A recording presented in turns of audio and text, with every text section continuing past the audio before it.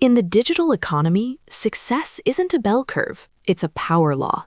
According to the 1% rule, roughly 1% of participants in any system generate the vast majority of the value and impact, while the other 99% are merely peripheral consumers.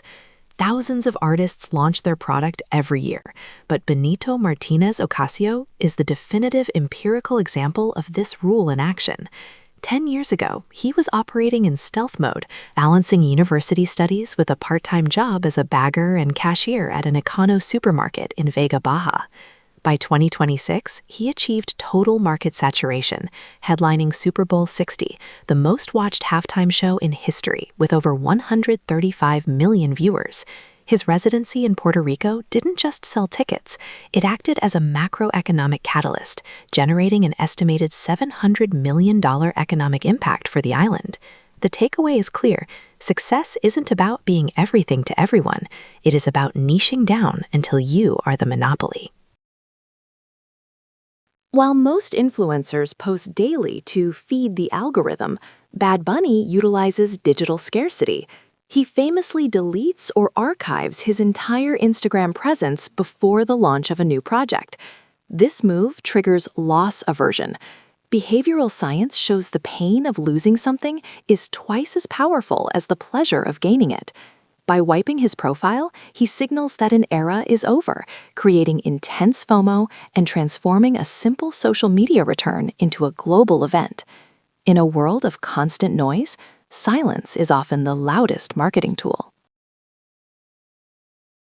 Most celebrities view side ventures as PR cameos. Bad Bunny treats them as horizontal integration. When he joined the WWE, he didn't just show up. He moved to Orlando for 3 consecutive months, ceasing all music recording to report to the WWE Performance Center every single day.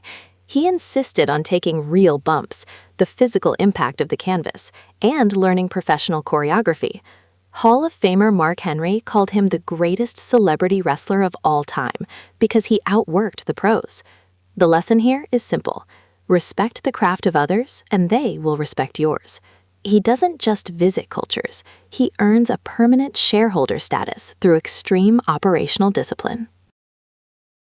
For decades, the Latin crossover required singing in English to appeal to the West. Bad Bunny did the opposite. He narrowed his product to an all-Spanish representation of Puerto Rican urban culture. This localization mode forced the global market to adapt to him.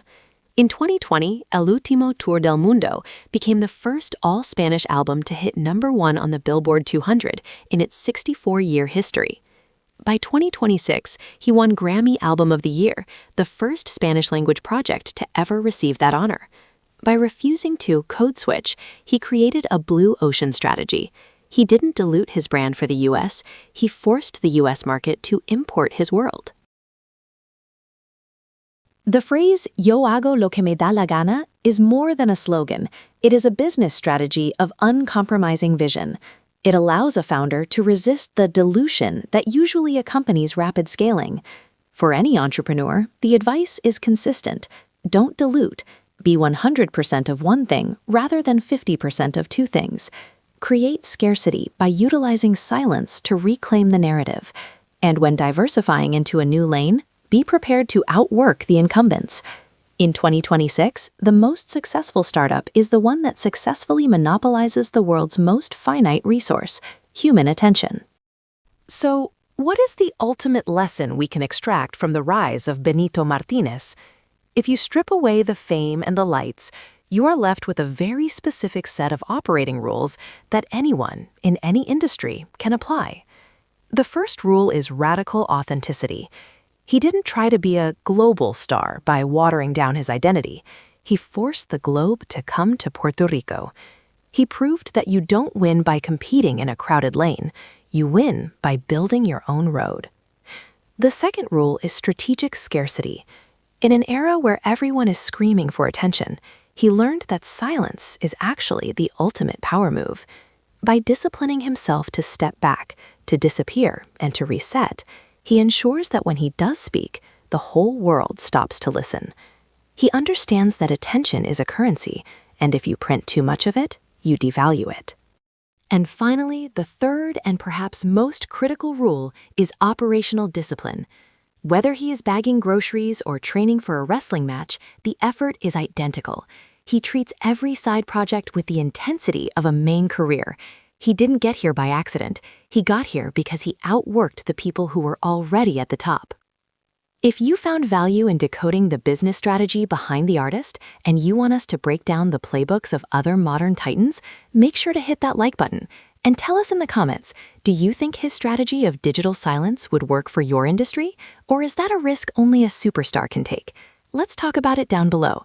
I'll see you in the next analysis.